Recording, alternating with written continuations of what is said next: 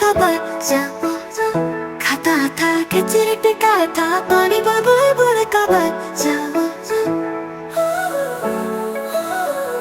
गाता था गाने मेरे सरहाने बुलबुल का बच्चा। एक दिन अकेला बैठा हुआ था बुलबुल का बच्चा।